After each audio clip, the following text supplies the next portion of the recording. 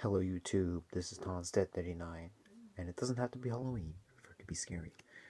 And what you're about to see will shock you, as this next game came at a time back when colored pixels and blocks and squares were at the pinnacle of video game graphics.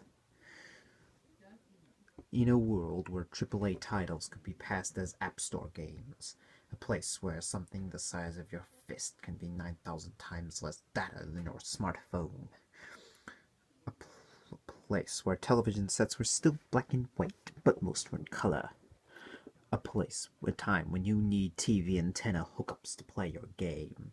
You're about to enter the Atari zone. You may not see it all that well, and in fact, let's turn the lights on. It's almost starting to look completely silly. Ah, that's better. And you still can't see it. Focus.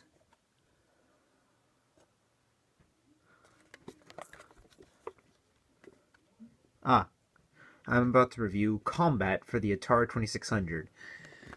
It came out in 1977, and it came with the Atari 26 with the Atari video computer system when you bought it at the time. How can it tell if and it's also the original cartridge that came out in the 70s as well. Actually, you can't see it all that well, but there's a 01 on the end label, indicating that this was one of the first Atari games ever to be made available. This came out in 1977 for the Atari 2600. And in 1977, nobody knew what a computer was, nor did they know how they worked. And also 1977, game consoles and video games were still an obscure novelty. So consider that when you're watching this game. Although it invented the idea of an army game, don't expect Call of Duty. It's just an Atari game, and it came out back when graphics were very, very primitive, but they're interesting, nonetheless.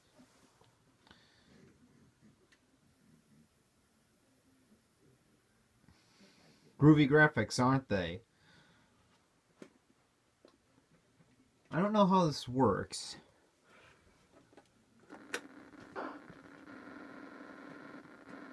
Basically, it's a two-player game.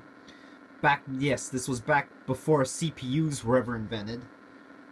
And to be honest, it's very, very boring without a second person around here. I would get my parents to review, but I don't want to disturb them in bed. Anyway. For its time, it's pretty good, although it's very, very boring, and I only recommend getting this really as a history piece. But if you have friends over, then yes, I recommend it. And some of you older people are like, wait, there are other modes. Yes, I know.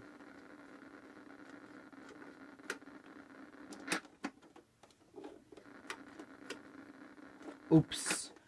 I keep pressing down the wrong switch.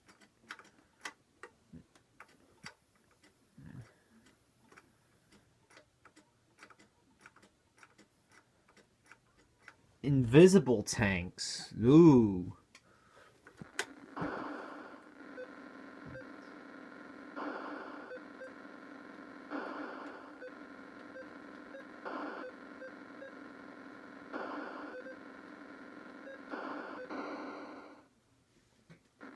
Now, I understand that that sort of thing wasn't around yet, but if they had CPU, and if they invented CPU at that time, then yes, I'd say I'd recommend it. If you had company to play with, yes, I'd recommend it.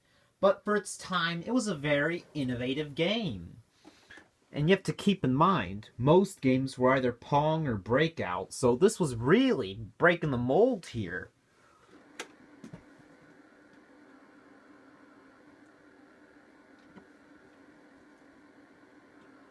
The controls are simple. You move it with the joystick and use your button to shoot. Whoever has the most shots wins. Even though it's a very boring game, I recommend it. Simply for the historical value.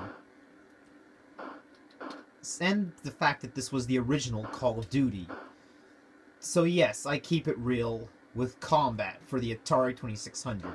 And this is Tomstat39, signing off.